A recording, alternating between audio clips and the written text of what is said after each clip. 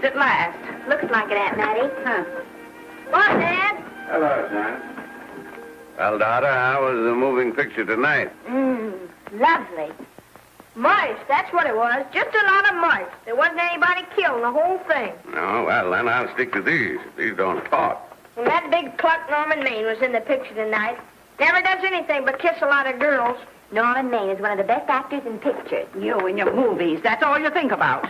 You shouldn't be allowed to go to them at all if you're asking me. Too bad I was so busy in the kitchen. I didn't hear anybody asking you. Hello, Granny. Hello, darling. But of course, no one ever listens to me. They do if they're within 10 miles of you. Gadding around picture shows. House all cluttered up with movie magazines. And the other day, I caught her talking to a horse with a Swedish accent. Sis. We're only young once, you know. Ah, Hollywood. You'd better be getting yourself a good husband and stop mooning about Hollywood. You know what she wants to do? She wants to go to Hollywood. I've known it all along. I've seen her making faces in the mirror and talking to herself. That's what comes of your movies. Why, what would you do if you did go to Hollywood? I'd be an actress. I would, I tell you. I've always known I could. Guys, wouldn't it be wonderful to have a movie star in the family? Oh, Miss Blodgett, may I have your autograph? You may not know it, Alec, but you're practically on your way to bed. Oh, Miss Blodgett, you're my favorite actress. Won't you tell me the secret of your success? Oh, let me alone. I asked her what's come over you. I'll tell you what's come over her. She's just a silly little girl whose head has been turned by the movies. And the sooner she forgets the whole thing, the better off she'll be. Why will I be better off? What's wrong with wanting to get out and make something of myself? What do you do that's so much better? Just because you're satisfied to sit here all your life, you think you can laugh at me. Well, someday you won't laugh at me. I'm going out and have a real life. I'm going to be somebody.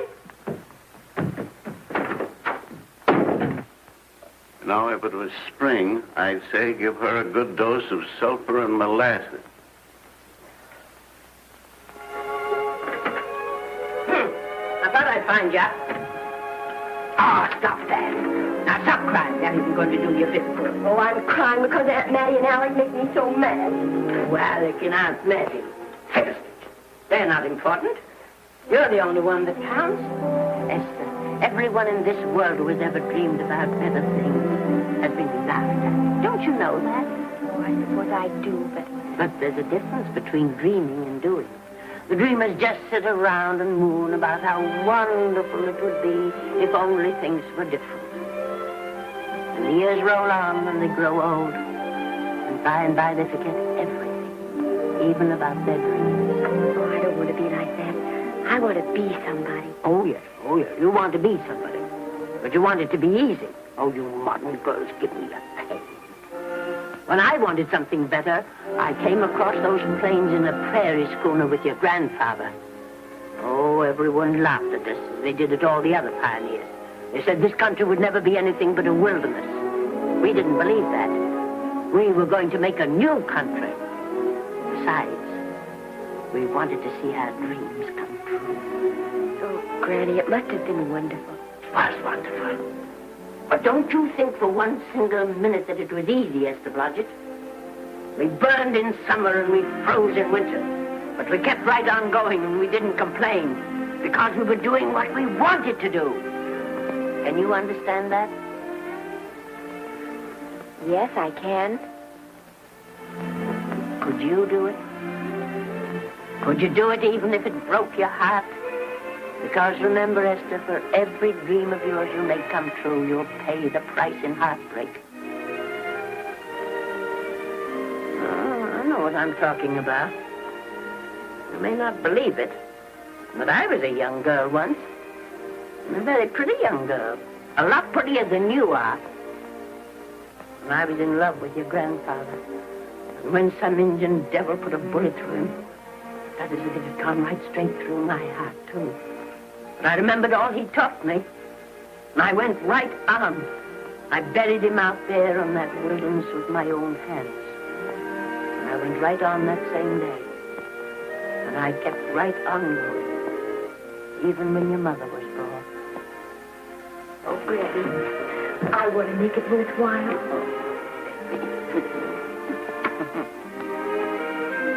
You know, Esther, there'll always be a wilderness to conquer. Maybe Hollywood's your wilderness now. From all I hear, it sounds like it. But if you've got one drop of my blood in your veins, you won't let Mattie or any of her kind break your heart. You'll go right out there and break it yourself. That's your right. Here. Oh, here. Stop that nonsense.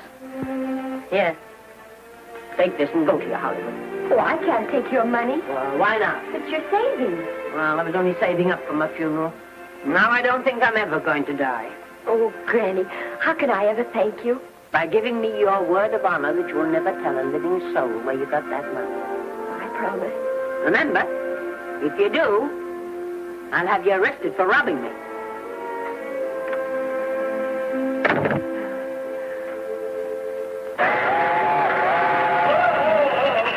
Here we are.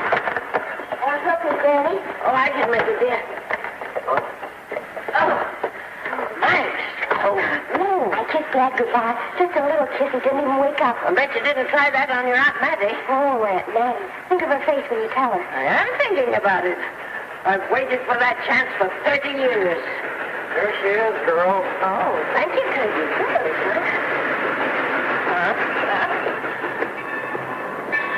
Well, come on. Here's your prairie schooner.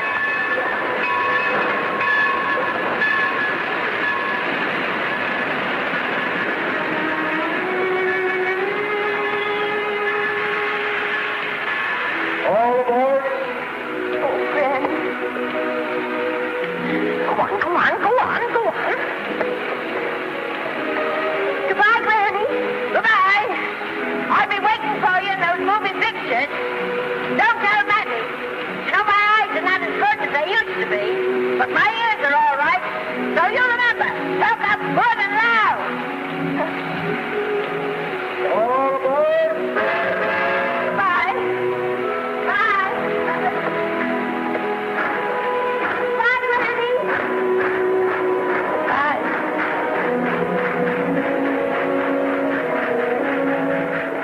You want to go home now? I don't want to, but I will.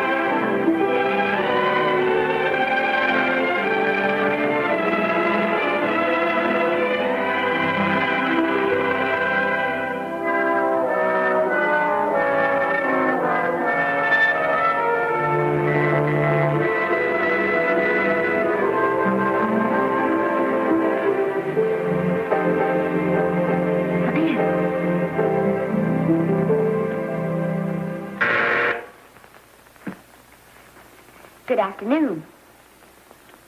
Day, week, or month? Well, it's a little hard to say. You see, I'm going into the movies. Well, you better take it for a week. It'll break your jump to Beverly Hills. Are all the studios really near here? All except Gaumont British. I suppose the best way to get a job is to go straight to the studios, isn't it? Mm-hmm. I haven't any illusions, you know. I'm perfectly willing to begin with a little bit of a part, or even as an extra. $6, please, in advance. Oh.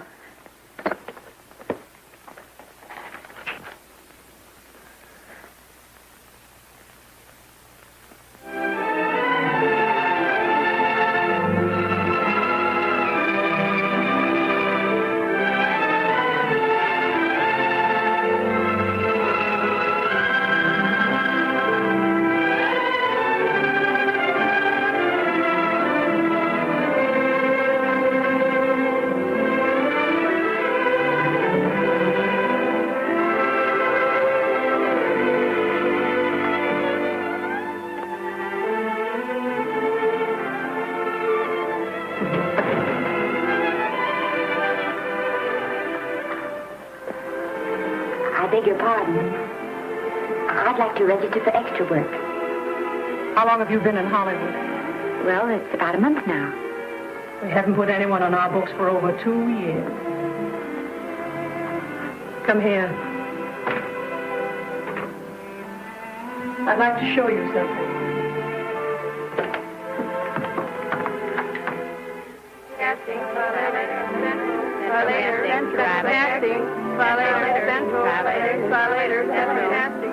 Every time you see one of those little lights flash, it's somebody asking for a job. Every time you hear them say, try later, it means there isn't any job. You can't keep the girls at the switchboard long. They go crazy. Every one of those little lights thought it was going to be a star. Still want to go in the movies?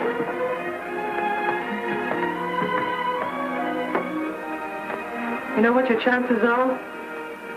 1 in 100,000.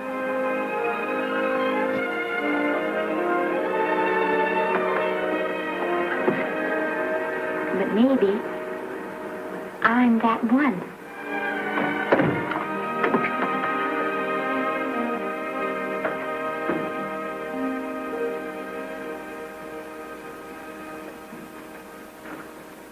Any phone calls for me, Mr. Randall? Oh, no. Jesse Lasky and Sammy Goldman must be writing letters instead. How's the luck today? And there wasn't any. Maybe you don't go at it in the right way. Now take Danny McGuire here. He knows the ropes. Don't you, Danny? Sure, I've had him around my neck for years.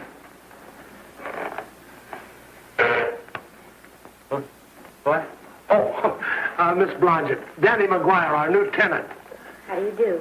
Mr. McGuire is a big director. Oh, are you really? Oh, could you possibly use me in a picture, Mr. McGuire? Of course, I haven't had much experience, but I don't think that really matters if you're willing. And I Now really listen, feel that... lady. In the first place, I'm not a director. I'm an assistant director. In the second place, if I had any jobs to give away, I'd confer one on myself. And in the third place, you should have stayed back home in the first place.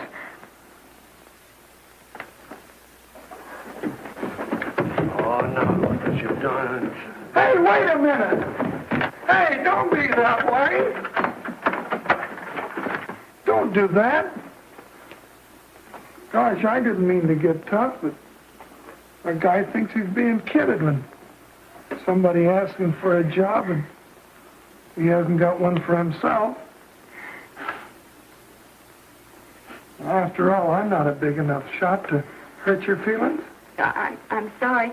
It wasn't just that. It was a lot of things. Looking for a job every day and never getting any nearer to it. I guess I was beginning to get a little scared. I know. Lady, do I know. Well, there's only one thing to do for that feeling when you're tired and sunk and down to your last nickel. Come on and I'll buy you a drink. Well, it's not as bad as down to the last nickel. I've still got $11 left. $11? You're going to buy me a drink. Come on.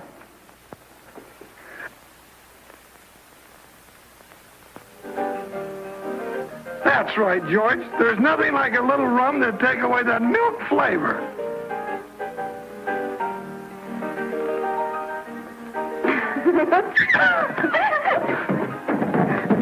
I beg your pardon. Certainly.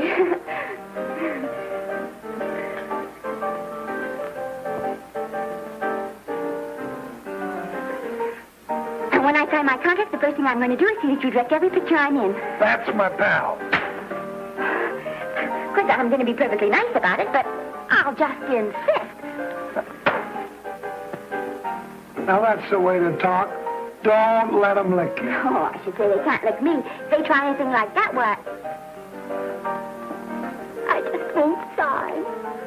Now, that's right. What have you got to lose? Another one of these and we'll open our own studio.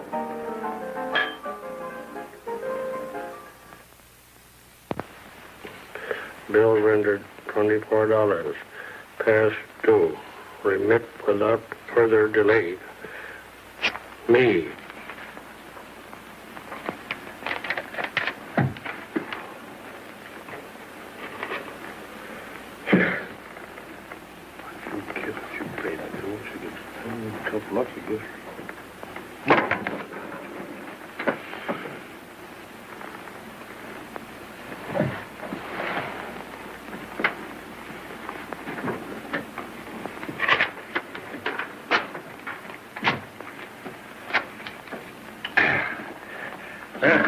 Fifth race. Fifth race. Tricap. Who's racing tricap?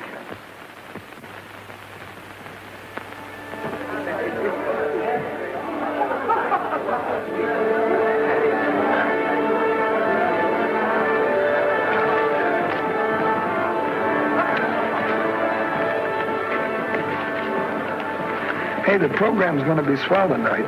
Now, you take this fella Beethoven. I'm a pushover for him.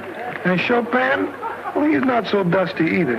But I kind of wish that once in a while they'd play something you could sort of go out whistling, you know, like Blood on the Saddle, Blood on. Well, there's a tune. Hey, why don't you throw your hat in the air or something, can't you? This is a celebration. My job starts tomorrow. I know it does, and I think it's swell, Danny. Gee, I wish you were in on it, too. But, oh, no, it would have to be a war picture. One of those big novelty numbers, a war picture without any beautiful women at the front.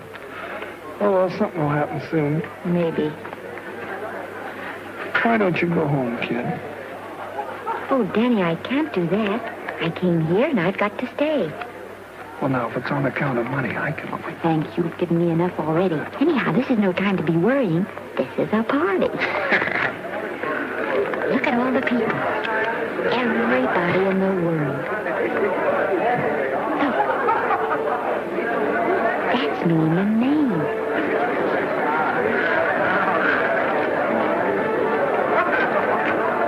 And he seems to have had that one extra cocktail.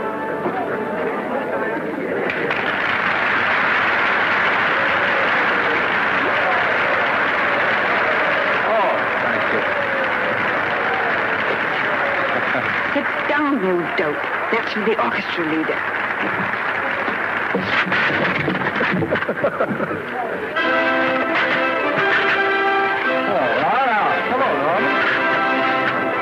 Oh, Mr. Maine. Mr. Maine. Put your arm around Miss Regis. Arnold, this is a Hollywood beau. Oh, afraid of crowds. Go on, get out of here. What's the matter? You getting too big to bother with photographers? Don't want any pictures taken now. Oh, was that so? Well, supposing I take it anyway. Well, shove that brownie number 2 of yours down your throat. Thank you, Mr. Maine. No, stop it!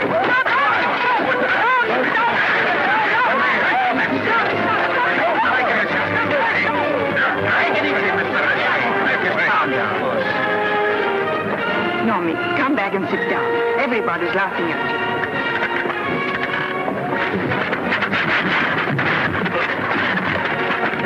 All right. Hi, Norman. Is he always like that? Well, I suppose he has to sleep sometime. Oh, and he's so wonderful on the screen.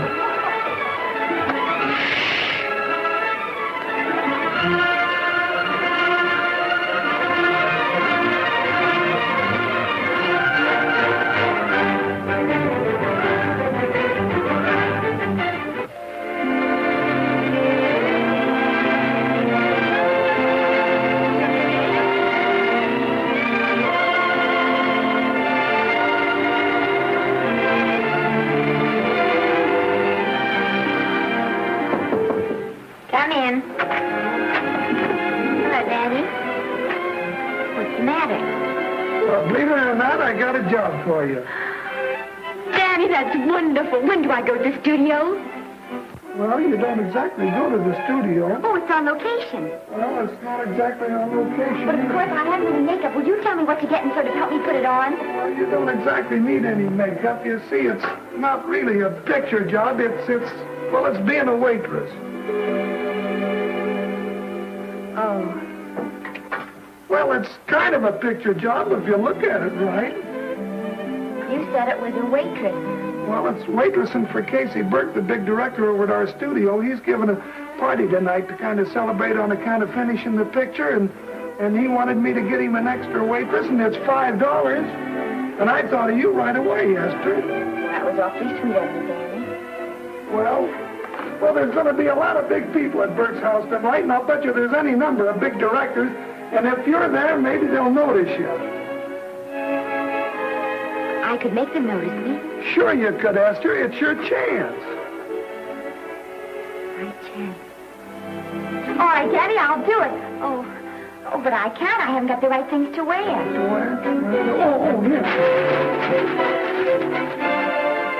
Now, you don't think the wardrobe department's right next to my office for nothing, do you? A perfect fit.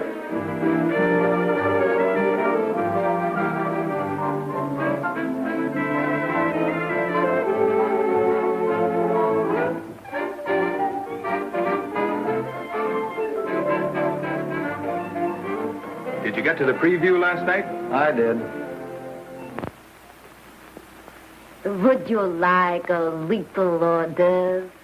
They are very nice. Oh, thanks. Well, what did you think of the picture? You should have saved it for Thanksgiving. What a turkey.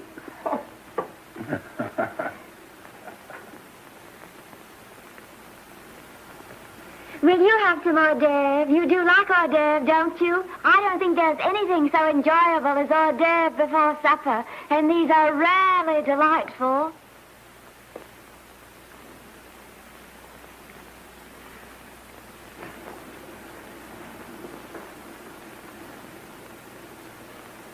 And at the finish, the kid turns around and sings the lullaby to its mother. Pardon the big boys, but would you like a little hors d'oeuvre? They say they're the best in town. Don't tell me. I know. Mae West. That's a great twist. But where are you going to find a 2-month-old baby that can sing? Hello, Oliver. Oh, hello, Casey. If you want to fire me now, wait till you see the picture. I'm not a director anymore. I'm a male nurse. What's the matter with the picture? A guy by the name of Norman Maine. His work is beginning to interfere with his drinking. Oliver, don't tell me I'm to direct his next picture, too. Mm-hmm. You were my favorite producer. Now, wait a minute. You just go right on with your directing. I'll take care of these stars. I know how to handle them. I had a serious talk with Norman after that Hollywood Bowl occurrence, and you don't have to worry any more about his behavior. Excuse me, Mr. Niles. Mr. Libby of your publicity department is on the telephone. He says it's most important, sir. It's about Mr. Maine. Thank you. Oh, it's probably just some little thing. Of course, Oliver. I'll turn on the radio and see if they've called out the National Guard yet. Hello, Libby. What's the good word? Mr. Norman Maine, America's Prince Charming, was apprehended driving an ambulance down Wilshire Boulevard with a siren going full blast. He explained he was a tree surgeon on a maternity case. Well, will it be in the papers? No, it won't be in the papers. But that's a nice, expensive hobby of yours, keeping Mr. Maine's informal entertainments out of the public press. Oh, that's fine work, Libby. Try and see that no one gets to Norman. He's probably home sleeping it off. All of them. Why can't you forget those dopes at the studio for one night? Business, business all the time. I don't know what's going to become of you. Norman, why didn't you call for me? Oh, by golly, why didn't I call for you? In case you've forgotten, I was supposed to come here with you. Oh, that's all right. I got here without any trouble. The only reason I don't slap your face. Yes, darling, I know. Hello, John. Oh, hello, man. What's the matter with Oliver? He looks as if he'd had bad news. Hello, Mary. What's the matter, old boy? Maybe I'm wrong. I guess I've been drinking too much lately. No, you ought to cut it down. It's bad stuff. Scotch and soda.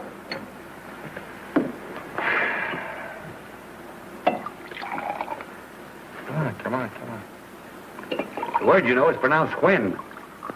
Bad dialogue, Oliver. I'd rather not watch this. You know best. Soda.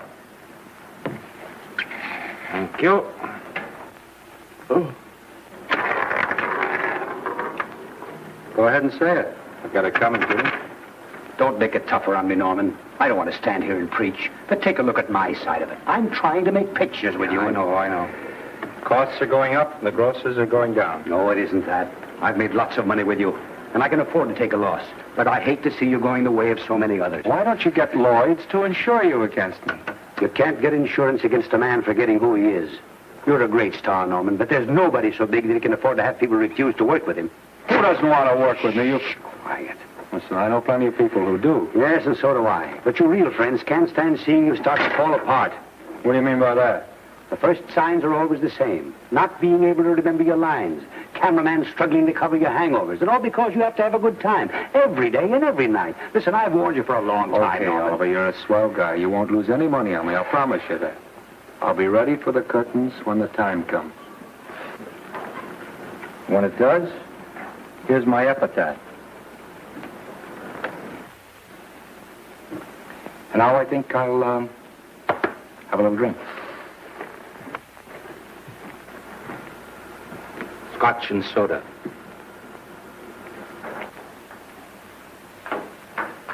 Scotch and soda. Ooh. Come on. A little soda? Caviar? No, thanks. Yes, pardon me.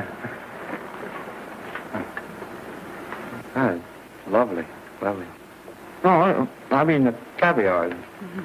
No, don't go away. I'm starving. Huh? Really. Which would you take? Well, I don't know. You know? I don't know either. It's hard to choose. I think I'll take caviar. Mr. Maine doesn't care for any more. Do you know me? No. Well, Normie doesn't care for any more. I think I shall get very drunk indeed.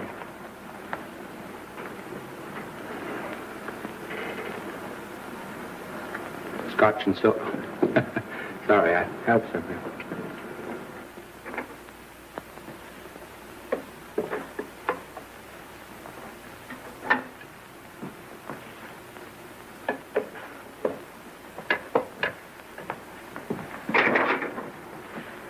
Oh. Mind if I help?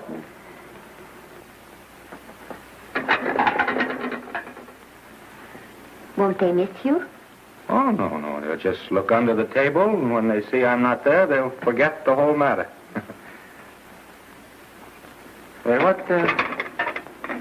What's your name? Esther Blodgett. My name's Maine. I know. You do? Ah. What's so funny? I was just thinking about all your fans and how surprised they'd be to see you here helping me put plates away. Oh, they don't know my finer side. You'd be pretty envious of me, meeting you this way in person. Oh, you do. Well, tell me, are you disappointed? Yes. Now you've done it. Oh, never mind that. That makes the room look lived in. Tell me, why are you disappointed? I was sitting behind you at the Hollywood Bowl the night you didn't want to be photographed. Yeah. I'm told I crept into many a heart that night. Oh, I can never explain this. You know, you have very pretty hair. You better get out of here. And a sensitive mouth. And a charming little Precisely why are you here instead of with the rest of the guests? I'm just trying to be helpful. I see. Are you sure there's no other attraction? Well, it might be that my old mania for putting plates away is coming back on me. It's rather odd. I always know where I can find you if there's a pretty girl around. It's not only odd, it's embarrassing. You're being deliberately insulting, Norman. I put up with this long enough. Dear, don't lose your temper. Remember, we must try to keep the voice low. I know you'll excuse us if we go on with our work.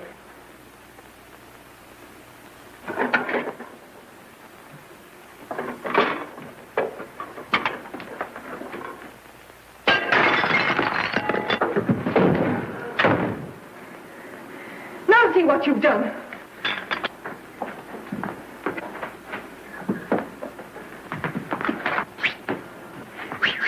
Come here.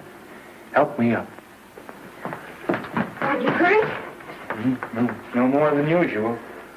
Come on, the wolves are on us. We gotta get out of here. Oh, I can't. The dishes aren't finished. Oh, yes, they are.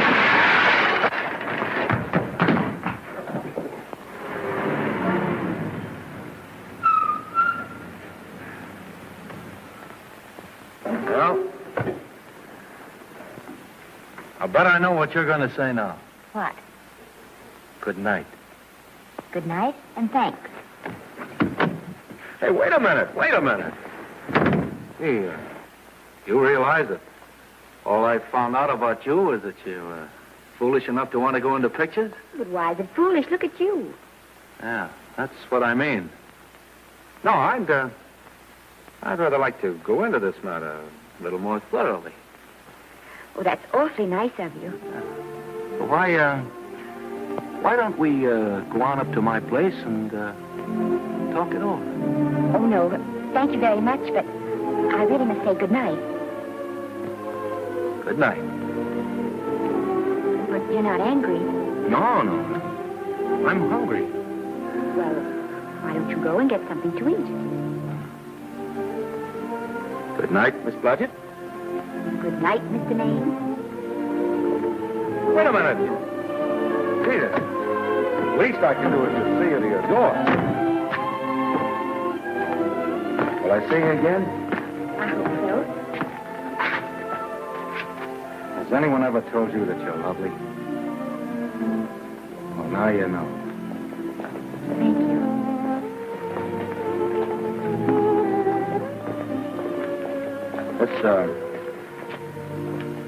It's hard to say, but I want to say it anyway. You know, on the screen, I'm a, you know, in private life, I'm a, well, you know. But whatever I do, I still respect lovely things. And you're lovely. You understand? Yes, I think I do. And it isn't that bump on the head that's doing this. Well, I'm glad.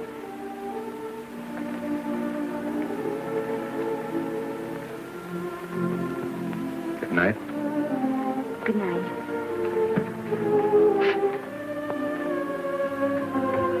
Hey! You mind if I take just one more look?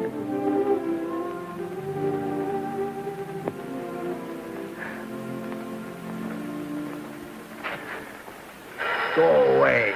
Quite impossible. I wouldn't even consider it. Oh, no.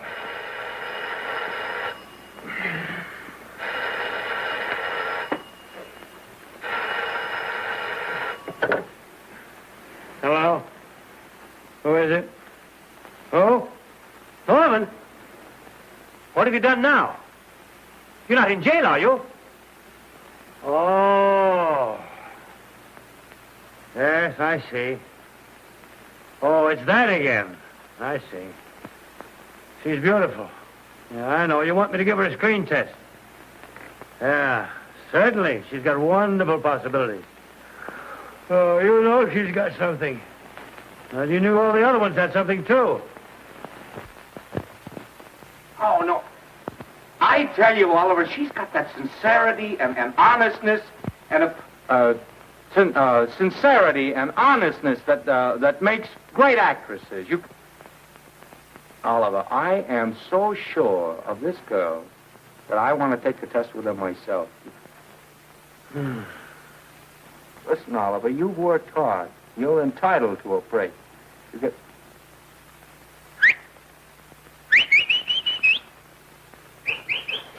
Yes, I heard you. Anything. Yes. Yeah. Oliver, look. You try to get a little sleep now, old man. Right. All right, boy. Good night. Now tell us.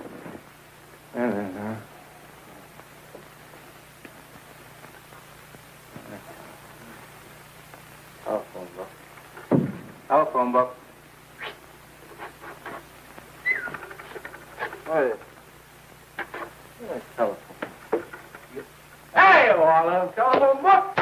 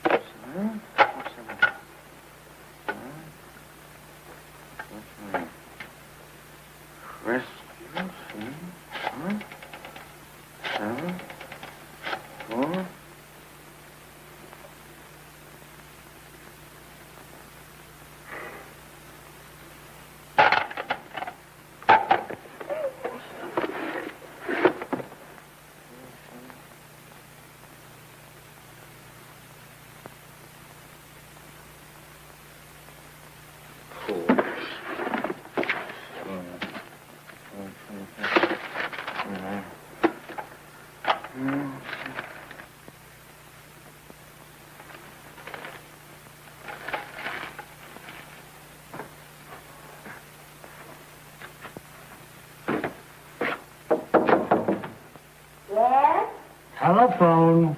For me? Some drunk trying to be funny says he's Norman Maine. Oh, thanks, I'll be right down. And Miss Blodgett, would you give him a message for me? Tell him it's 3 o'clock in the morning!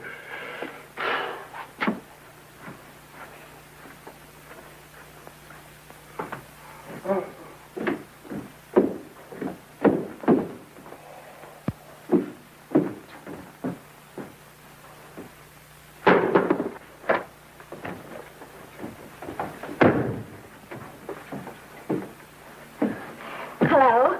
What? Oh. Oh. Oh. Oh, yes. I'll be there. Oh, thank you.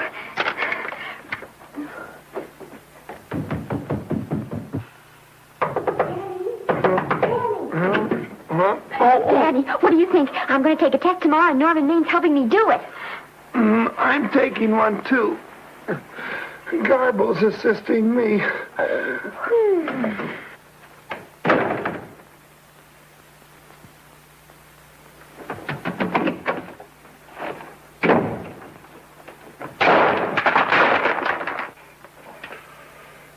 Oh.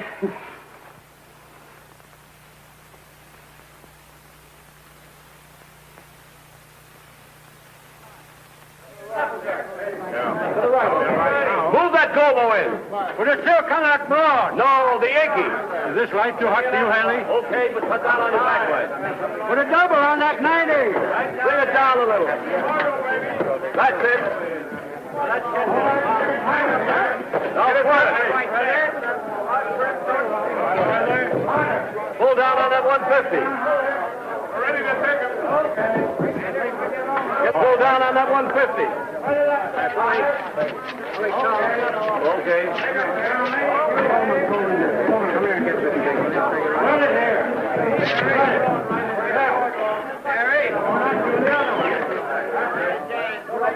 Bring me an apple box. Listen, gentlemen, please, if you don't mind. This is just a test. Ready, Mr. Burke? All ready, Mr. Burke. Ready, Mr. Burke. Ready now, Mr. Burke. All ready, Mr. Burke. We're ready now, Mr. Burke. All ready, Mr. Burke. We're ready, Mr. Burke. All right, let's take it. Quiet! Quiet! Quiet! Quiet!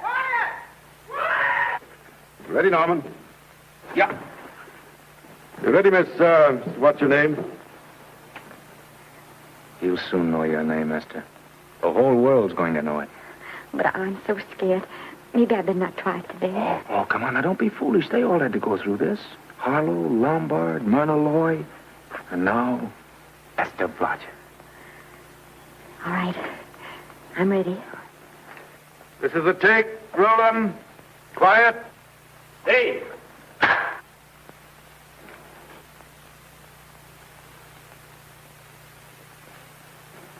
I may as well tell you that my whole organization thinks I've gone a little nuts to sign you. Well, maybe they're right. I've been nuts before. You see, all the experts seem to think that your type is a little mild for present-day taste. But I rather believe that tastes change, like eyebrows. And I think that also like eyebrows, tastes are going back to the natural. You look like a nice girl. I think I'm going to like you. That's not important. I think the public will like you. That is important. Oh, yes. I see what you mean. I mean, I know it is. Only don't think it's going to be easy. Nothing you really want is ever given away free. You have to pay for it. And usually with your heart. Someone else told me that once. But you still have to work it out for yourself. Oh, well, all this is just a long way of saying, I'm glad you're with us and good luck to you. And now I'm going to turn you over to our demon press agent, Libby. Don't let him frighten you. He has a heart of gold, only harder. And for the love of Pete, learn to close your mouth and keep it closed, even in your love scenes.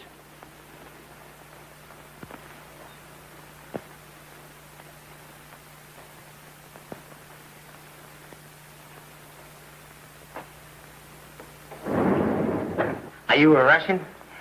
No, I was born in Fillmore, North Dakota. Oh, no. First saw light of day in a mountain cabin, a trapper's hut, high up in the Rockies. Go on. Well, I always wanted to be an actress. Dreamed of footlights as Lonely Kitty. Are you sure there's no Russian in your family? Positive. That's a shame. Well, what does your father do? He's a farmer. Social registerite father. Fed up with hypocrisies of 400, sought wilderness for consolation.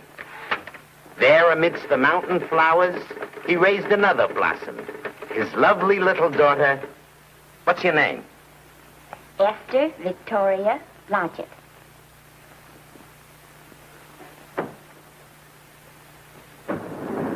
Greatly appreciating your attention in this matter, very truly. Do you know what her name is? Esther Victoria Blodgett. Hey, we'll have to do something about that right away. Esther Victoria Blodgett. Well, that Blodgett's definitely out. Let's see, Esther Victoria, Vicky. How about Vicky? Oh, I think that's terribly cute. Let's see, Vicky. Vicky what? Vicky, pronounced Vicky. Siesta, Besta, Sesta, Desta, Festa. Oh, that's very pretty. Jester, Hester, Desta, Lester. Vicky Lester. Oh, I like that. Say it. Vicky Lester. Say it again. Vicky Lester. Say it again. Vicky Lester. Say it. Vicky Lester. Say Vicky Lester. Vicky Lester. Vicky Lester. Vicky Lester. Vicky Lester. Flash. Oliver Nile Studio discovers new starlet, a Cinderella of the Rockies. Her name is Vicky Lester. Those who have peeked tell me she couldn't be more divoon. The face of an angel and such natural talents. Her voice is a symphony. Her very walk, they tell me, is enough to drive men mad. Not that way. Get the lead out of your feet. Lift them up.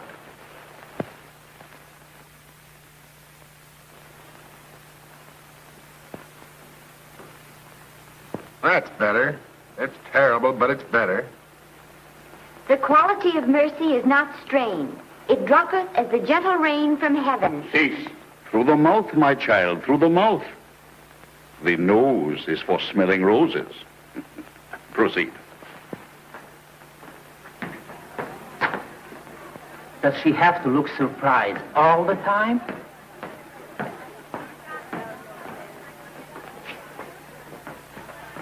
Anyway, it's just a rough sketch. Pretty small mouth, eh?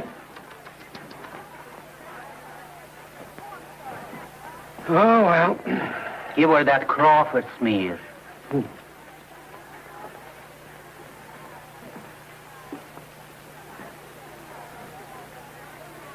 This'll give her that Dietrich. Yeah.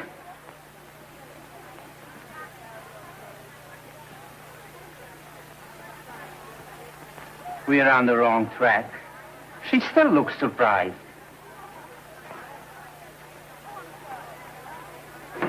Listen, drunk people. We're shooting on the set this morning, not in the commissary. Now, come on, snap into it. Acme Trucking Company? No. Mr. Smith is not in.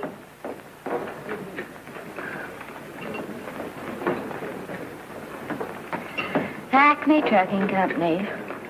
No. Mr. Smith is not in.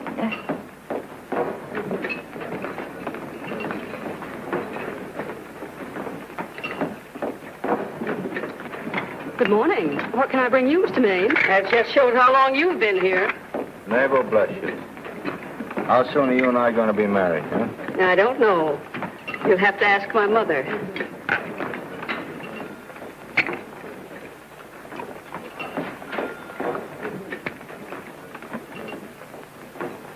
Acme Trucking Company? No, Mr. Smythe is not in. Acme Trucking Company? No, Mr. Smith is not in. Acme? No, Smith ain't in.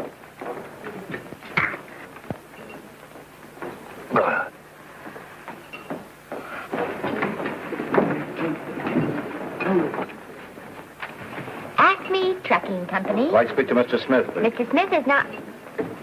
Oh, Norman. What's all this between you and Smith? I've got a part. It's only one line, but it's in the picture.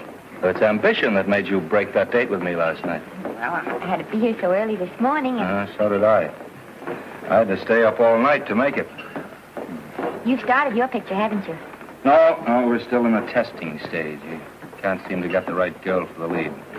Gee, you think with all the girls there are that... Yeah, I know, but this one's got to be different. She's got to be little and cute and sweet and intelligent.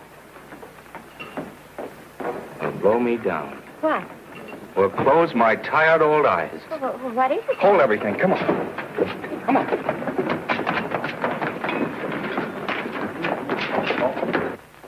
Well, you've been through the whole casting directory. I work day and night, Mr. Niles. And I'll work with her, Oliver. And I can be mean or nasty or anything you want, Mr. Niles. If she clicks, Oliver, you've got a star overnight. Okay.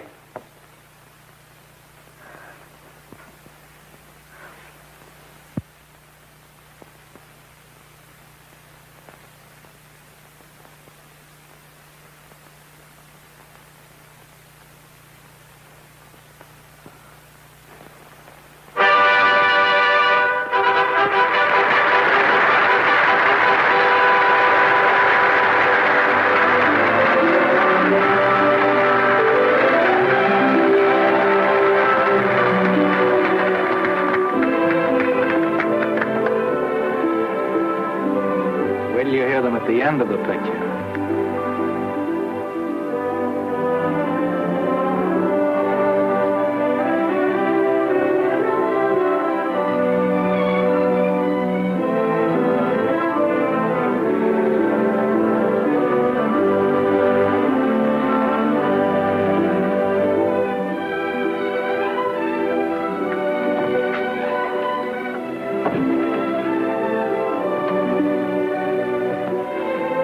Do you think we were noticed? By no one. They're much too busy playing at croquet.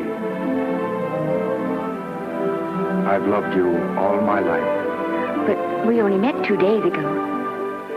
That's when my life began.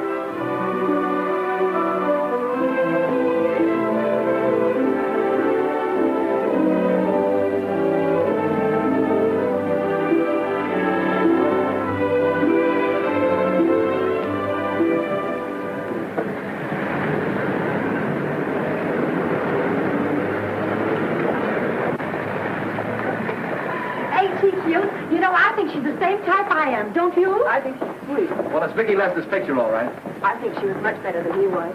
These producers are so horribly down. They won't know how good she is. Well, maybe it's because she's a good girl. No, Maine's not so bad, but it's Vicki Lester that we go to see. Vicky, darling, I think she's the most precious little thing I've ever seen. The knockout, Libby. You might mention that when you write your review. That Lester kid's a gold mine. Didn't you like Norman Maine? Was he in it? Libby, I'm afraid we have another hit. It's in the bag, neatly tied up with beautiful pink ribbons. Hey, where are Norman and Vicki? I don't know. I thought you had them. I wish they'd come. We're having a party at the Trocadero.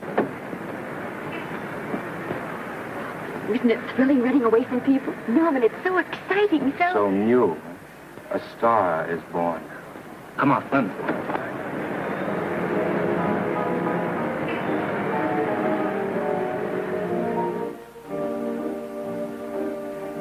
It's wonderful, isn't it? Crazy quilt.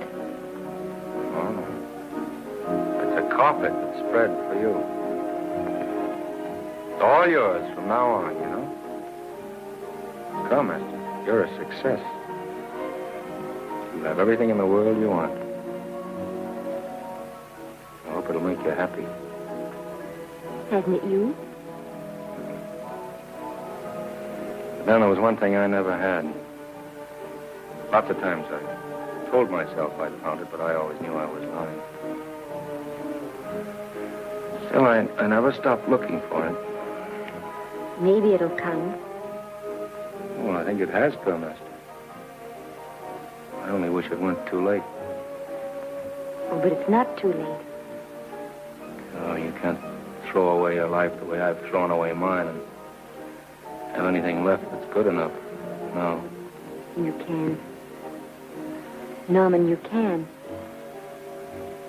You mustn't tell me that, Esther. I'm so afraid that I'll believe it.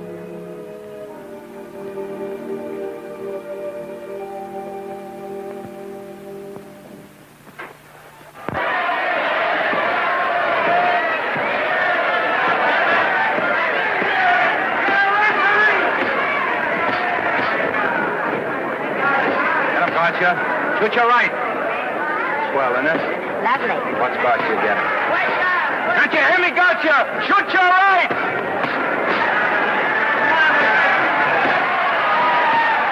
He's down. Gotcha, got him. Gotcha, got him. He did, didn't he? Yeah, but he'll be up, though. You like it? Sure I did. You like me? Sure I did. Ooh, that reminds me. Will you marry me? No, thank you. Come on, gotcha. Finish him. Why won't you marry me? Wasn't that dependable? Hey, shoot your right. Throw away your money? Break him up in there. Break him up. Drink so much. Well, suppose I quit drinking. Yes? Come on, gosh, shoot the right in there, the right. Suppose I save my money. Yes? There he goes, let him have it. Suppose I became absolutely dependable on all occasions. Yes?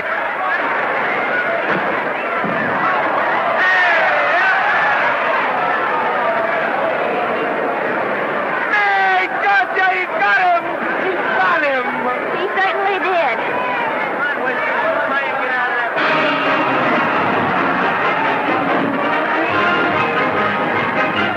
That's a beautiful place. Norman, What, dear? would you do all that to me if I said I'd marry you? No, certainly not. I was just supposing. We're going to be married. Guess I didn't read that line right. I'll try it again. We are going to be married. Both of us. Yeah, to each other. What do you think of that? Well, when? Where? Well, we thought we'd elope in the conventional manner. What's the matter? It's trying to decide whether it's good for the studio. Is it? It is. And bless you, my children. When's it going to happen? Oh, we thought we'd just sneak out sometime. We're not telling anyone but you. Listen to this. The screen's ideal romance blossomed into breathtaking reality today when Vicki Lester and Norman Maine, America's dream lovers, slipped quietly through the portals of holy matrimony. How does it sound? Horrible. But you see, we're going to elope. Sure you are. It'll be the biggest elopement this town ever saw. We'll get a tie-up with the Army, have you escorted all the way down to Yuma by 20 of their new bombing planes. Is he going with us? Don't you think we can work this thing out better alone? No sense in bothering the happy couple with all the details. I'll see to it that you get a carbon copy of the whole layout. I can hardly wait. I'm sorry we didn't realize that we were in the way. While you're settling the details, you don't mind if I take this woman out and buy her a ring, do you? Sure, go ahead. We want everything legal. That's a charming match. A nice girl like Vicky. And public nuisance number one. Now, wait a minute, Libby. Norman's all right. And if you'll pardon my pointing, Vicky's businesses are wrong. It doesn't require any comments. I wasn't making any comments. I just said it was a rotten shame. So go ahead and plan the elopement. Oh, that elopement stuff is out. You can't get any scope in that. We're going to have a wedding. Where'll we have it? Customary place, I believe, is a church. Nah, it's been done. This has got to be something big. The beach. I can visualize it. The bridesmaids in bathing suits. 20,000 Santa Monica school children spelling out the word love. It's a novelty, but is it big enough? Why not the city hall? A police escort of every motorcycle cop in town. Sirens screaming, confetti pouring out of buildings like the Lindbergh reception in New York, only on a big scale. What's the matter? Isn't it big enough? And now if any man can show just cause why these two may not be lawfully joined together, let him now speak or else hereafter forever hold his peace. Do you, Alfred Henkel, take this woman as your lawful wedded wife? Will you love, comfort, honor, and keep her in sickness and health as long as you both shall live? I will. Do you, I beg your pardon. Do you, Esther Blodgett, take this man as your lawful wedded husband? Will you obey, serve, love, honor, and keep him in sickness and health as long as you both shall live? I will. Place the ring on her finger. Hurry, please. Now, by virtues of the power invested in me as Justice of the Peace of San Bardo Township, County of Los Angeles, I pronounce you man and wife.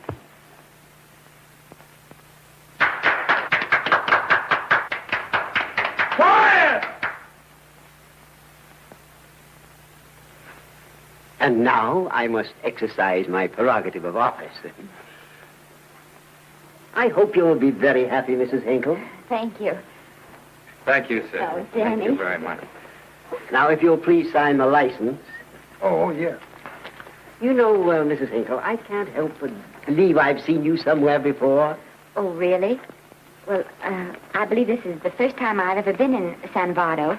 You know, your face is familiar, too, Really? Mr. Hinkle. There you I are, sir. Thank you very much. Oh, Here's your thank you, receipt. sir. Thank you. Goodbye. Goodbye. See you again. Yes, goodbye. No, I don't. Don't mean I'll see. No. Yeah, I think you got by with it. But it was close. That JP was just beginning to remember where he'd seen it. Well, anyway, we got away from Libby. Hello, Toots. If you will be kind enough to glance between my shoulder blades, Mr. and Mrs. Henkel, you will find there a knife buried to the hilt. On the handle are your initials. Lovely to have seen you, Libby. Hold him, wait. Hold him, Danny.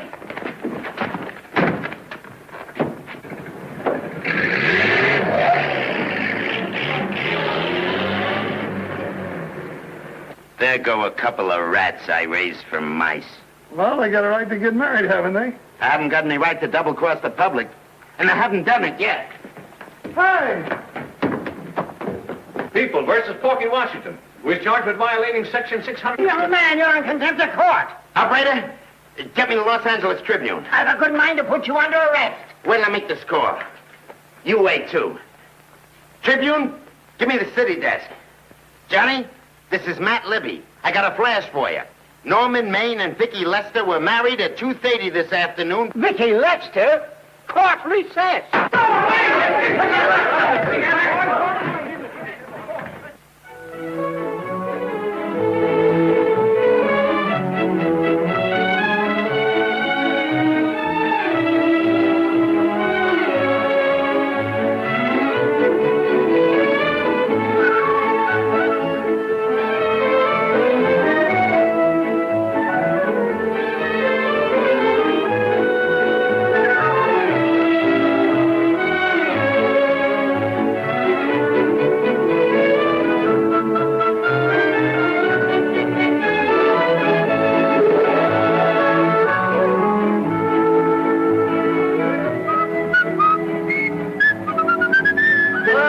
me a horse, a great big horse, a great big buckaroo, and let me wahoo, wahoo, wahoo!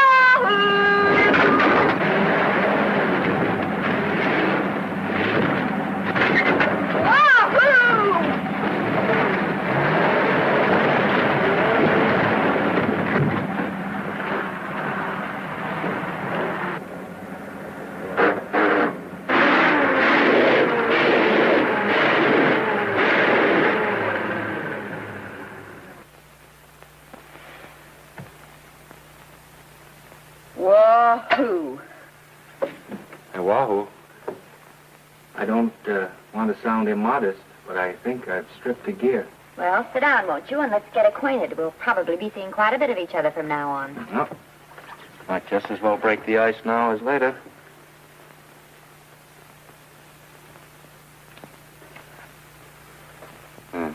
Now we're old friends. Hey, have I got time for a shower before dinner? Plenty, if you can find the shower. I never can remember where that thing is. Does it pull out or slide under? Here, I think I can find it. Nope, it's the linen closet. Here it is. Nice work. Oh, half the time those things are just luck. I'll see if I can disinfect this steak.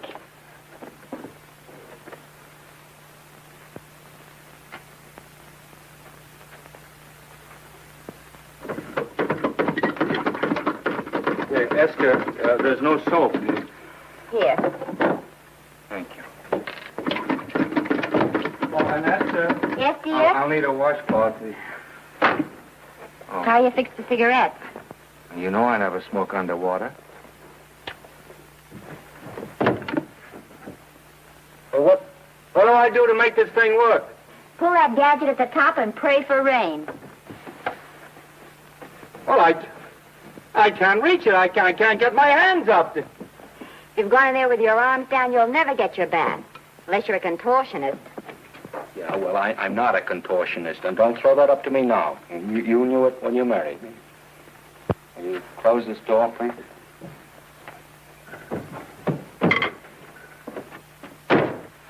Thank you.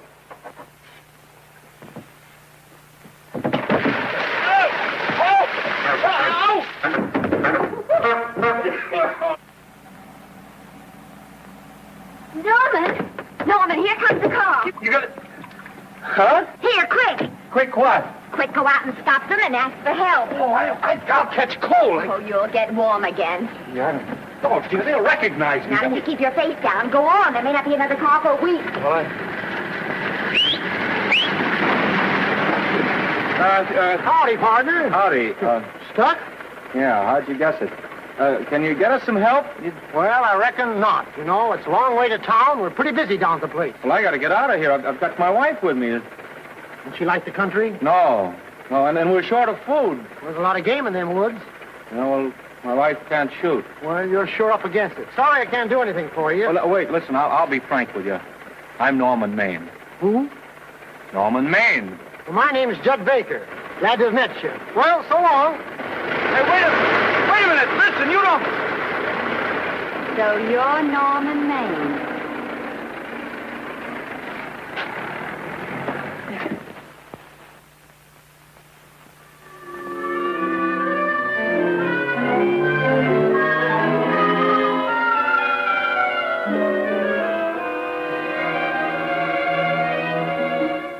I got my prestige to look out for. I'm supposed to be the best publicity man in the racket. And they laugh themselves sick when I even try to get a decent mention of Maine. Yes, I know how sensitive you are, Libby, and I don't like to see your feelings hurt. Thanks, boss. Now, Vicky, there's a dish for free space. But if Maine swam across the Pacific, the papers would keep it a secret. Well, the exhibitors don't like him, the critics don't like him, the public don't like him, and I don't like him. Who likes him?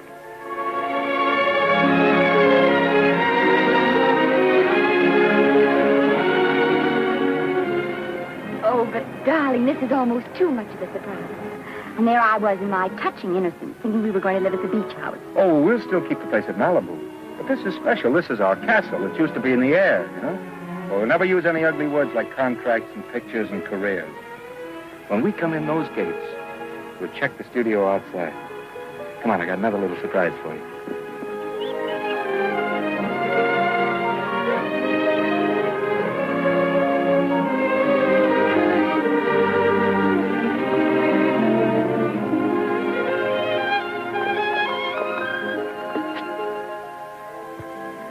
Oh, Norman, it's lovely. So are you lovely. The whole world's lovely. Hey, hold it!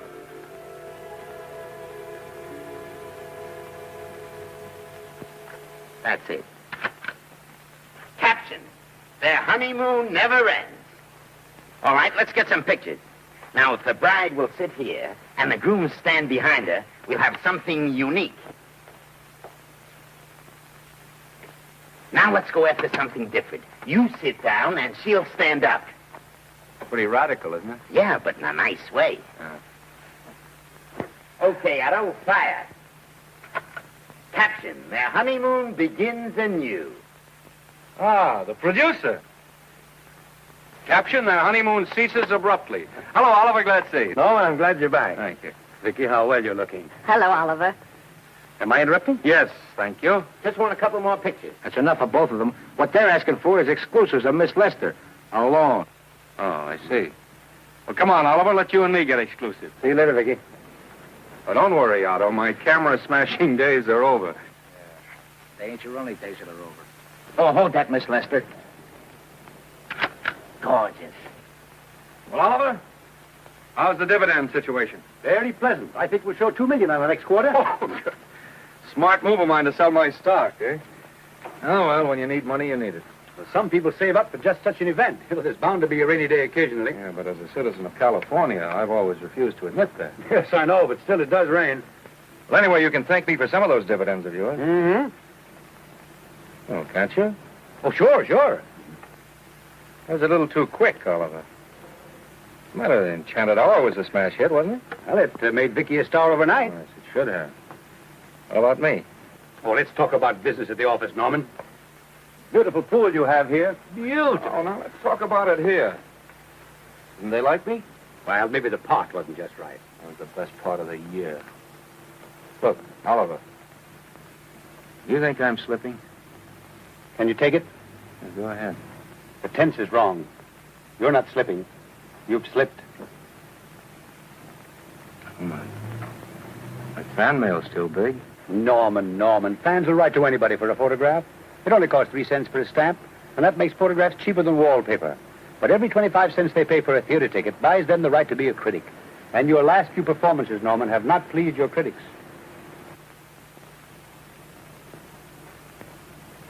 You remember I told you I'd be ready for the curtains when the time came?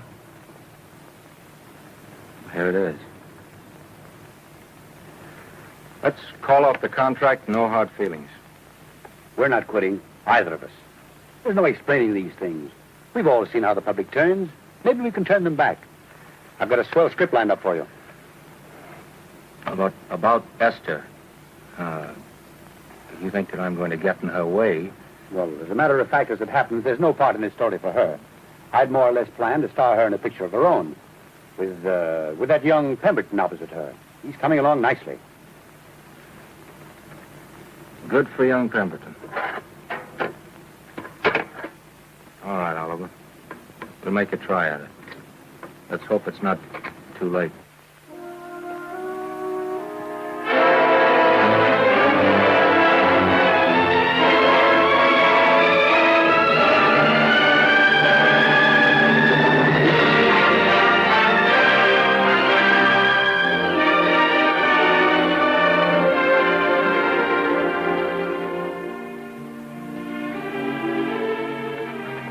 No argument.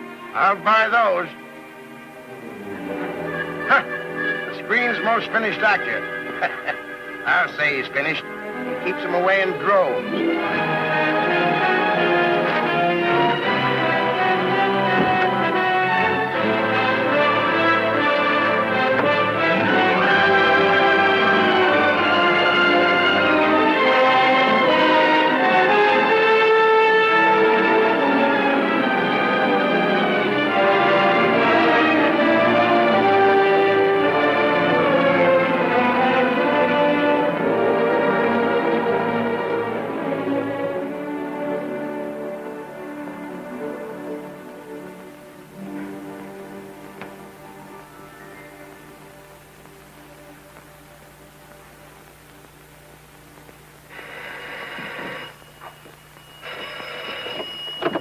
Hello? No, Miss Lester isn't home as yet. No, I'm not the butler. But I can take a message just as well as he can, honest. Oh, is that you, Norman? Swell. Listen, Norman, this is Artie Carver. Hiya, kid. Swell. Say, I hear you're through with Oliver Niles. Is that on the level? Please, Artie, I'm not news anymore. Forget it. Say, what kind of a settlement did you make on your contract? Give me a figure so I can do a story on it. There was no money involved. We just called it quits. Okay, I'll fill in my own figure. Say, by the way, I've been trying to get an interview with Vicky for 2 weeks, but she's always busy. How about you giving an old pal a break by speaking to her for me? Sure, I'll ask her. Swell. So long.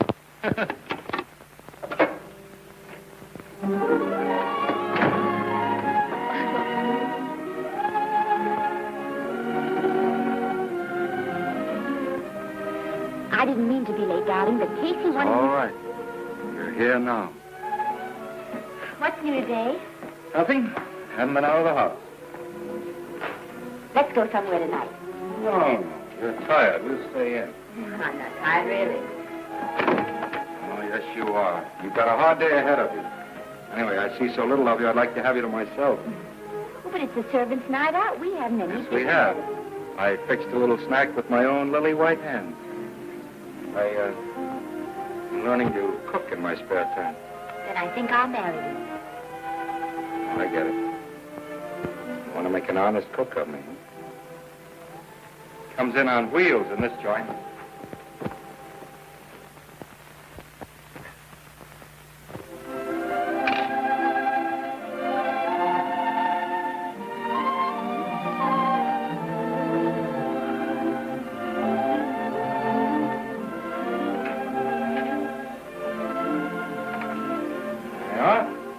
How's it look?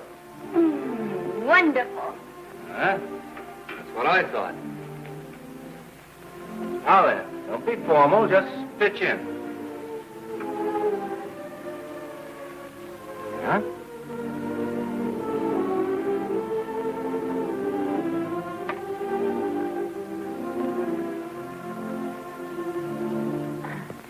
I'm afraid my mouth's not quite big enough. I'll measure it next time and make them to size. A little hard to lift, too. In fact, I think I'll take those measurements right now.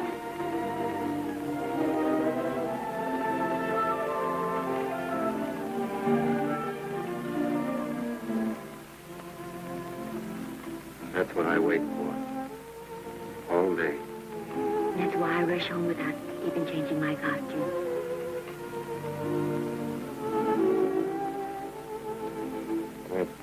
We're forgetting that we're hungry.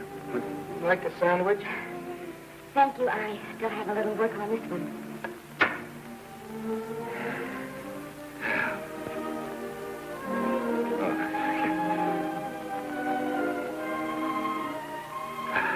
Norman, will you unhook my dress? I can't breathe. Mm-hmm. You know, all the time I thought it was the kiss that made you breathless. A lot of hooks. Uh-huh. Why don't you have a zipper? That's a good idea. You better? Yes.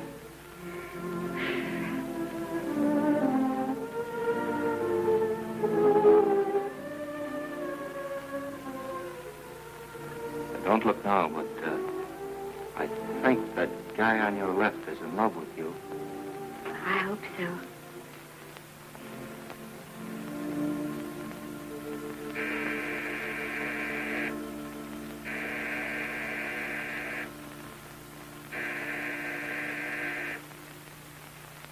The doorbell. Is it? Maybe they'll go away. Oh, I never do at a time like this. Come here. Just a minute, dear. I'll be right back.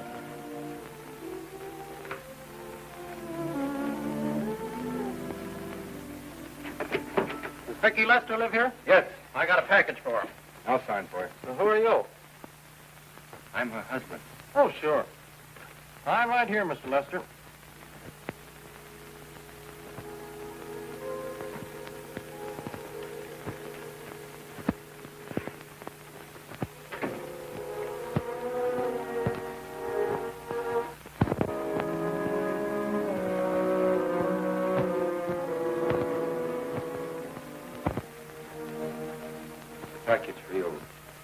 By the way, I forgot to tell you, they want you for a benefit at Shrine Auditorium next Wednesday night. I told them I'd ask you. And, Oh, darling, I don't want to hear about that now. well, you better wait till I finish before I forget them all. The Academy dinner secretary phoned. She wants to know if you want a table reserved for you. Oh, yes, Artie Carver called and asked if I'd use my influence with you to get him an interview. I told him I'd try. That was all, I think. Oh, Norman, please don't talk about those things now. We're forgetting the wonderful food you prepared. Well, I'm not very hungry now. I think I'll fix me a little drink. No.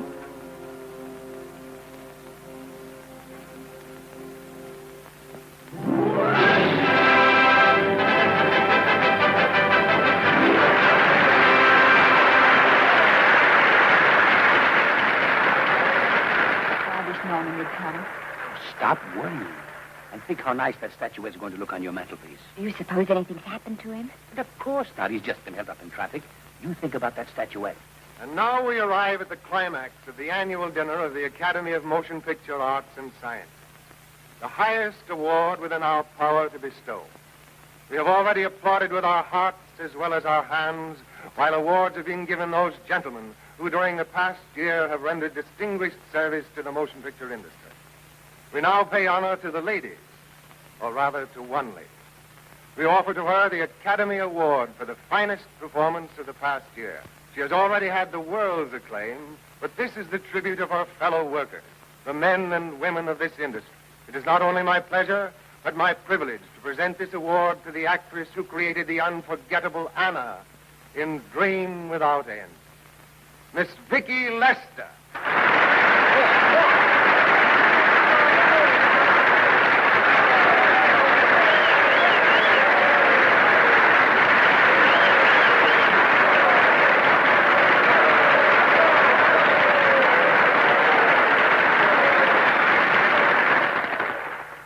What more can we say, Miss Lester?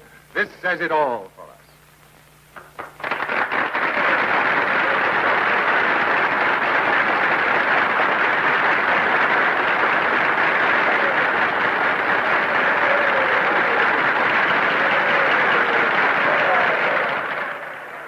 Ladies and gentlemen, when something like this happens to you and you try to tell how you feel about it, you find that out of all the words in the world, there are only two that really mean anything. Thank you. All I can do is to say them to you from my heart. All I can do is to keep on saying them. Hey, that's fine. All this thing. That's a very pretty speech, my dear. Very pretty. You said the right thing. I want to be the very first one to congratulate you on that valuable little piece of bric-a-brac. Now I want to make a speech. Gentlemen of the Academy and fellow suckers, I got one of those once for a best performance. They don't mean a thing. People get them every year. What I want's a special award, something nobody else can get. I want a statue for the worst performance of the year. In fact, I want 3 statues for the 3 worst performances of the year, because I've earned them. And every single one of you that saw those last masterpieces of mine knows that I've earned them. Libby, start the music. What I'm here to find out is, do I get them or do I get them? Now answer yes or no.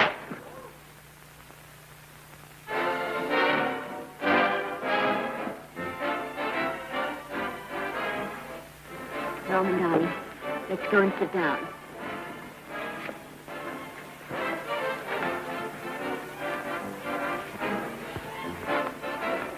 Come on, Norman, sit to that. That's for you, Norman. Hello, Norman.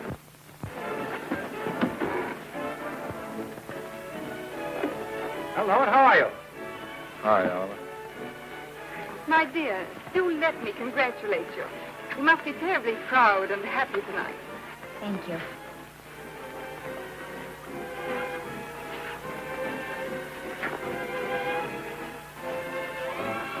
Somebody give me a drink.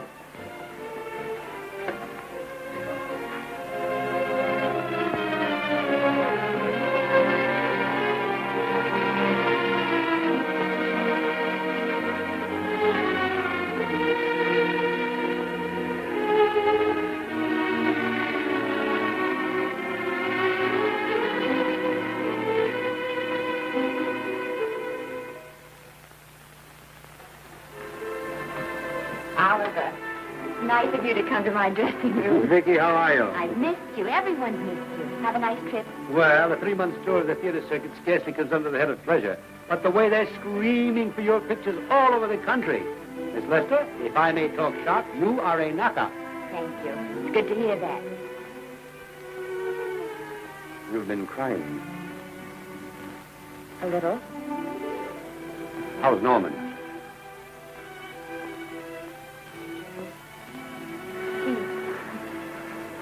Well, he's trying awfully hard, Oliver.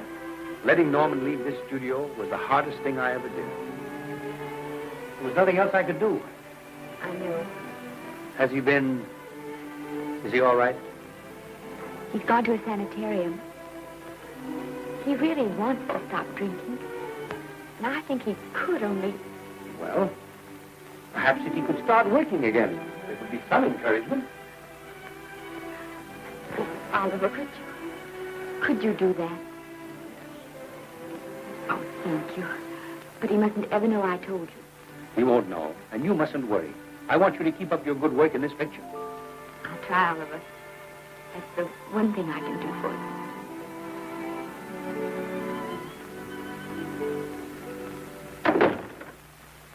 If you'll just sit here, Mr. Niles, I'll have Mr. Maine brought down. Thank you. Brought down.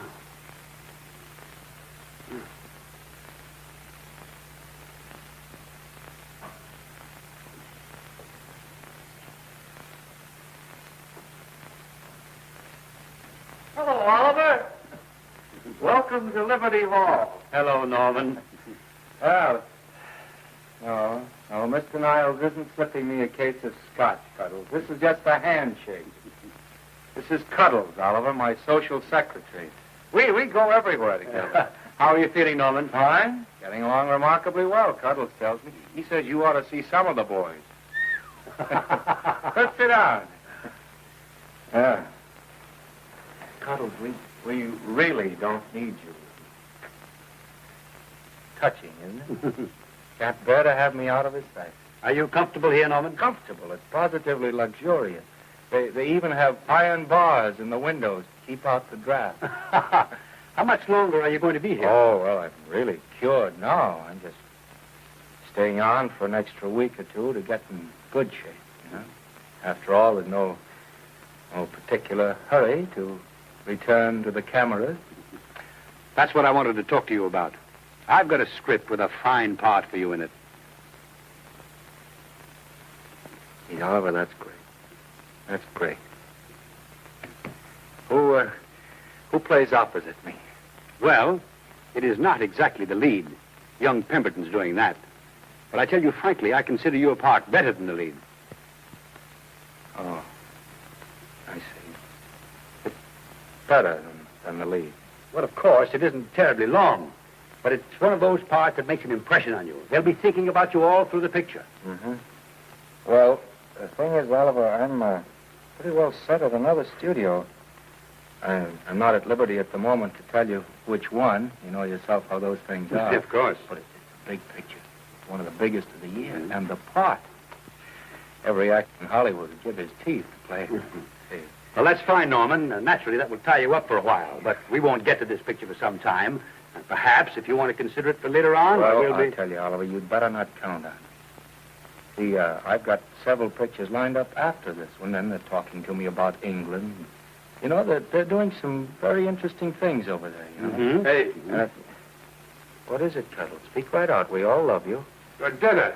Oh, here we dine at 5:30 here. It makes the nights longer.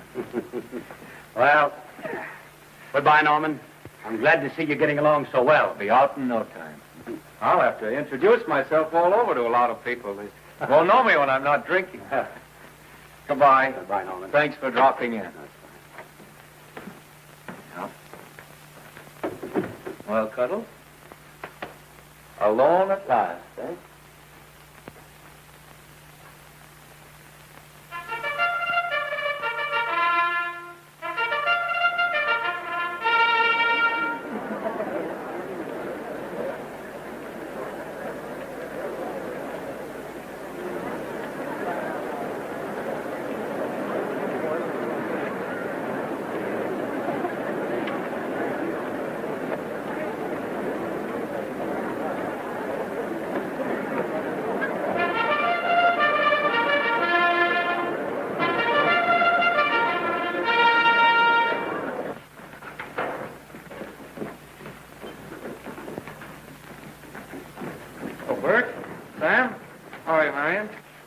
Hello. Hello. Hello, Normie. Glad to see you. How I hate to run into these has-beens. They give me the creeps. Me too. He was good while he had it. And he had it quite a while. Hello? Hello, Mr. Maine. I haven't seen you in a long time. Oh, I've been resting. Ginger ale, please. Ginger ale and what? Ginger ale and ginger ale. A new leaf? A whole new book. Thank you. Scotch straight. Hello, Libby. Why, it's Mr. America of yesteryear. Do they let you wander about now without a keeper? Oh, sure. I'm a trustee now. Didn't expect to find you at Santa Anita. What do they do with the actors while you're away? Oh, they cut them into slices and fry them with eggs.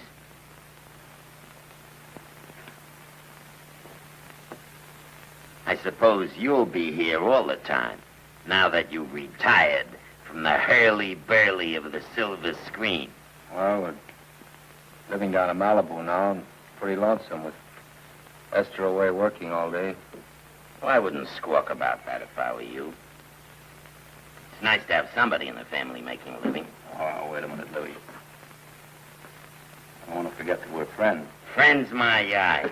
Say, listen, I got you out of jams because I had to. It was my job, not because I was your friend. I don't like you, and I never have liked you.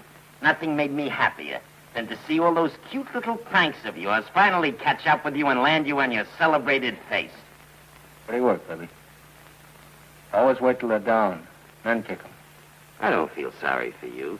You fixed yourself nice and comfortable. You can live off your wife now. She'll buy you drinks and put up with you even though nobody else will.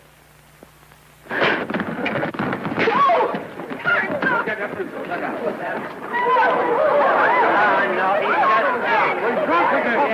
on, son. Hey, wait a minute. Come on outside for you, white. I'm Norman Maine. Well, that's not my fault. Oh, don't bother to toss him out.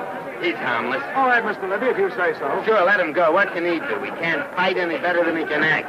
Norman Maine. Oh, he's drunk again. Why, he's been drunk for years.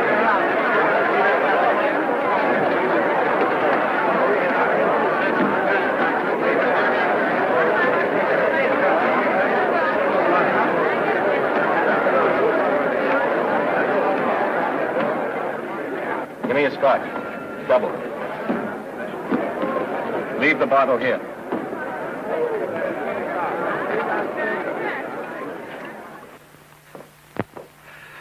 Vicky, you'll be ill. Why don't you try to get a little sleep? But he's been gone 4 days. 4 days and not a word.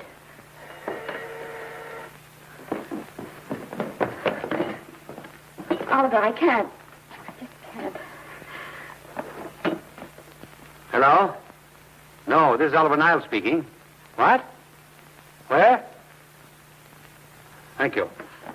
What is it? Nothing. Oliver, tell me. He's in the night court. He's been arrested on a drunk charge. Now, he's all right. He isn't hurt. I'm going right down and get him out. I'm going with you. Vicky, it isn't any place for you. And if it gets in the papers, What do there'll I care about the papers? I'm going with you.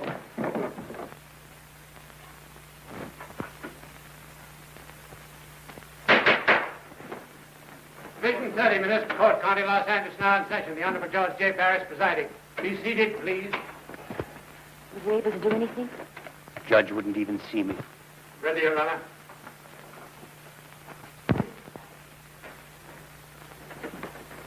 I want to advise you that you're entitled to be represented by counsel, to be confronted by the witnesses that may testify against you, to compel witnesses to attend on your behalf to a public and speedy trial by the court or by a jury, and the right to be admitted to bail. Call the first five. Gregory, Hale, Haynes, Rodriguez, Johnson. Come on, boys, get over here. Go ahead. Move along. William Gregory. Rain drunk, picked up at 5th in town. Asleep in the gutter. 14 similar offenses in the past 6 months. Still at it, Gregory. How do you plead? I don't feel so good. I didn't ask you how you feel. I asked you how you plead. Guilty, I guess. When did you get out the last time? Just before Christmas. Well, I'm sorry you'll have to miss New Year's. You'll be out in time for Washington's birthday, 60 days. Milton Rails. Plain drunk, picked up on Brooklyn Avenue, given treatment at receiving hospital, then removed to jail. How old are you, Rails? 17, sir. Did you take a good look at those men in the cell with you last night? Yes, sir. And have you taken a good look at yourself this morning? Oh, no, sir. Well, I suggest that you do. $5 or 2 days. Sentence suspended. Oh, Judge. Alfred Henkel, more commonly known as Norman Maine. Drunk and disorderly. Cracked car into tree at Sunset and Coronado. Evidently been drinking for days. Resisted arrest and injured one of the arresting officers. How do you plead? Guilty. You're Norman Maine, the actor, aren't you? You've come pretty low, haven't you? There isn't a man here who's had the advantages you've had. Look what you've done with them. You're nothing but an irresponsible drunk, driving about the streets with the power to inflict death or injury on innocent people. I think we'd better deny you that power for a while. 90 days in the city jail. Please wait.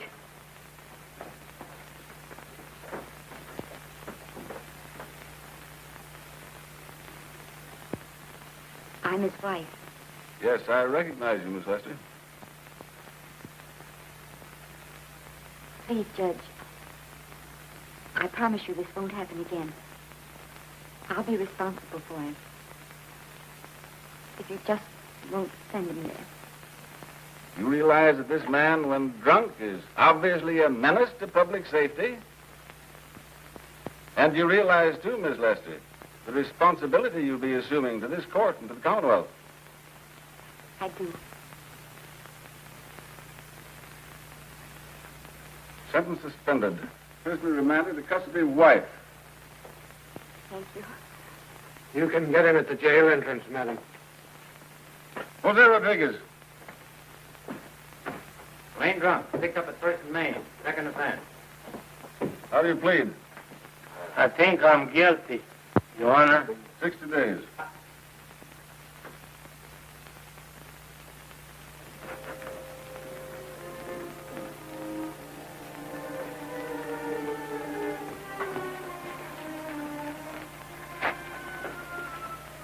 Yeah, I'm so tired. Hold it, Mr. Maine. The picture. Oh, no. What about a statement for the press? Oh, no, please.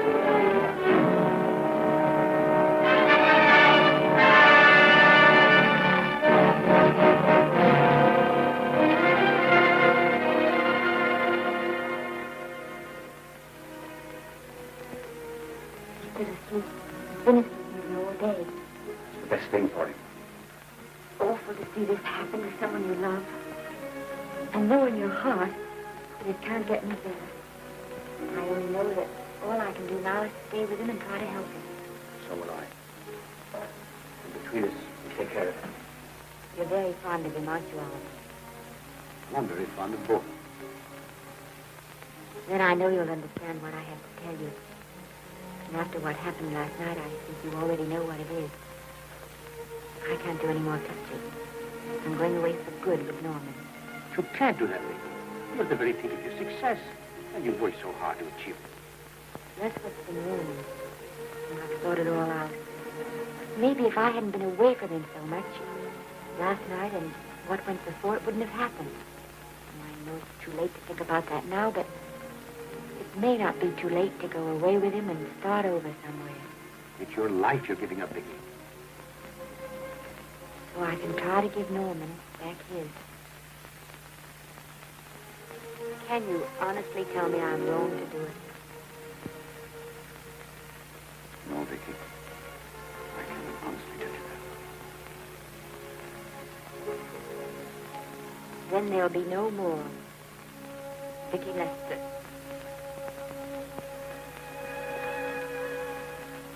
Come on, walk to the door.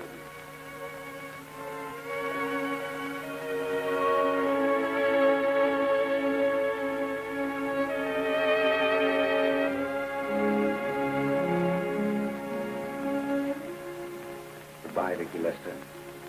You were a grand girl. Good luck, Mrs. Norman Maine.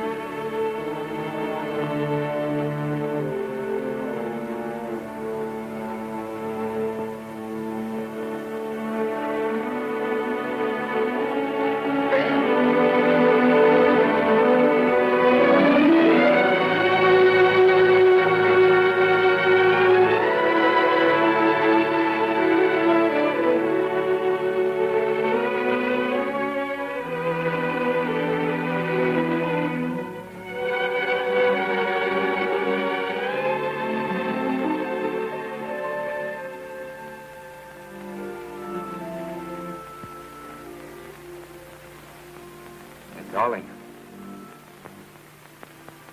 This is Maine coming in to apologize again. I'm sorry, dear, but it isn't you. What other troubles have you got? None. I was just playing a scene with myself. Now look, I'm just coming out of the jitters and you're just going into them. This is a swell household. Isn't it? I'll tell you what we'll do. I'll promise to brace up if you'll go on the wagon. I guess I have been drinking too much. You know what I'm going to do? I'm going to be an athlete. You mean with great big muscles and everything? Well, roughly speaking. Gonna join the YMCA? That costs too much. And I'm going wading up in our front yard. No. Sure. Would you like me to go with you? Sure, if you'd like to. No, Miss, I don't think I will. It might spoil this beautiful, natural wave. Yeah, I guess that's right. But, darling, look, could you have a hot toddy, some hot soup for me when I come back? Some hot soup? And I'll make some of those nice sandwiches. No, Miss, do you have to?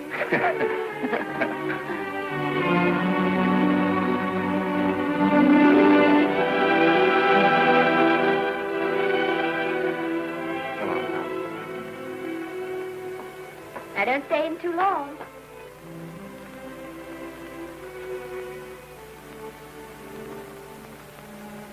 Hey! Mind if I take just one more look?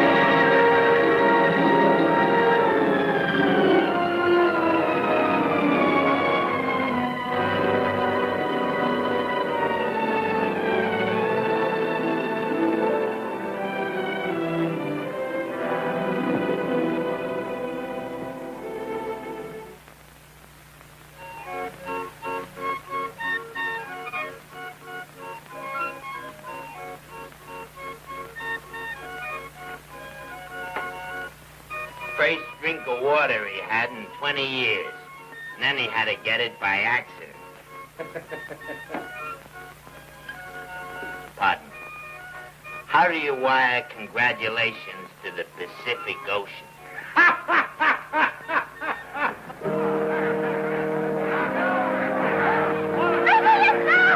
Oh, you can't see her face. Hello, Vicky.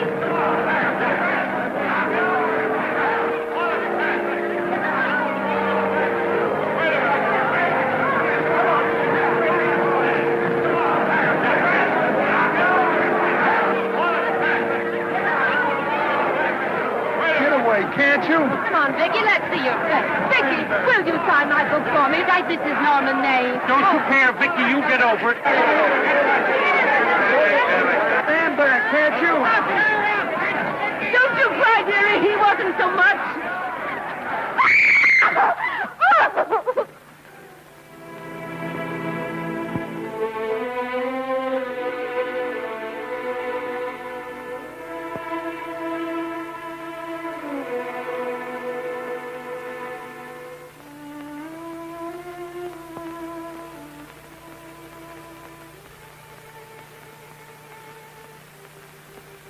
Do you mind if I take just one more look?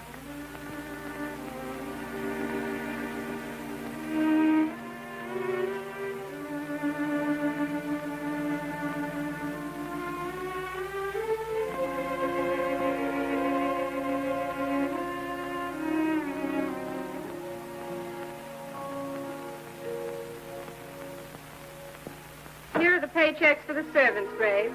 You'll find a very nice bonus in each one. Miss Lester asked me to thank you for your kindness and service. If there's anything I can do for the little lady, I should be glad to do it. She would appreciate your attending to the closing of the Beverly Hills house. Put down those trunks. Put it down, I say. Well, where is she? In the bedroom. Who are you? I'm her grandmother. Get up.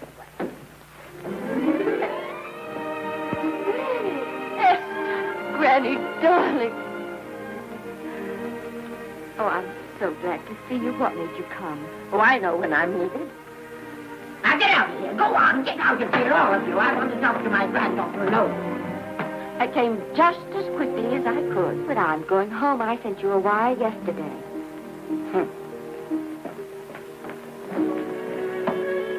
Sit down. Is it true that you're going to quit the movies? I never want to hear them again.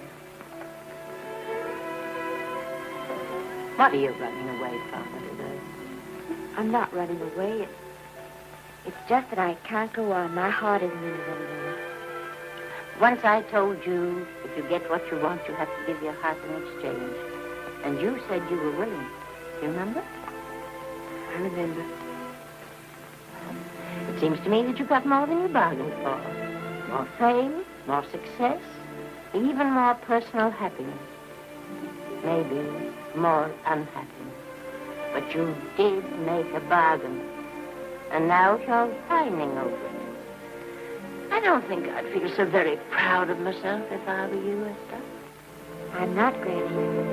My mind's made up. Oh, and I'm sorry I gave you the money to come out here. It just wasted. Oh, but Granny, I was proud of you, Esther. I was proud to be the grandmother of Vicky Lester. It gave me something to live for. Now I have it ended. I know. Oh, I want to be strong, but I can't go on. You must. Tragedy is a test of courage. If you can meet it bravely, it will leave you bigger than it found you. If not, then you'll have to live all your life as a coward. Because no matter where you may run, you can never run away from yourself. I never knew Norman Maine. He wrote me a very sweet letter when you were married. He said you told him how much I meant to you. And I know just how much you must have meant to him. You know, Esther, I can't believe that wherever he is, he can be very happy, knowing that his death broke the spirit of the little girl he praised me so highly for raising. And I can't believe that he can be very proud, knowing that all his great love did for you was to make you a quitter. The car is ready, Miss Lester. We'll have to go now to make the train.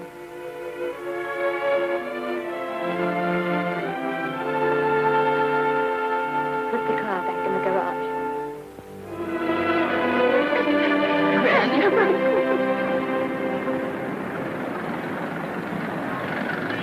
The entire picture industry has come to the Chinese theater for this opening tonight. It has come to pay tribute to a great star on her long-awaited return to the screen in what has been called her greatest performance. It has come to pay tribute to the girl herself. The girl who has won the heart of Hollywood. The girl who has won the heart of the world. Miss Vicki Lester. And if I'm not mistaken, Miss Lester's car has just driven up. Yes, it is she.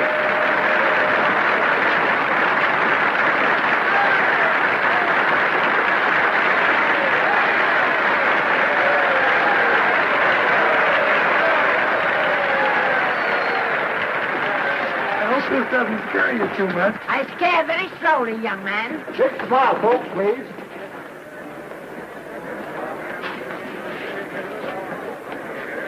They'll have your mug, your face, plastered across half the papers in the country tomorrow. How do I look? Oh, you look swell. You're a liar, but I like you. And here's Miss Lester's grandmother. Won't you say a few words to the radio audience, please? Say something, Letty. You know, we've got a thing like that back home where they all listen in on, but we call it a party line. Won't you say something, please? They're listening. Maybe some of you people listening in dream about coming to Hollywood. Maybe some of you get pretty discouraged. Well, when you do, you just think about me. It took me over 60 years to get here, but here I am, and here I mean to stay. Thank you very much.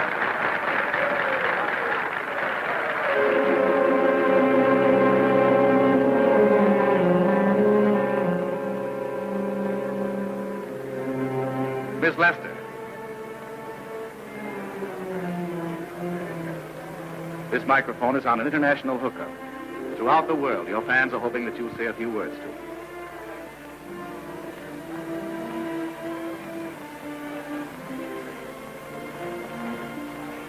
Hello, everybody. This is Mrs. Norman Maine.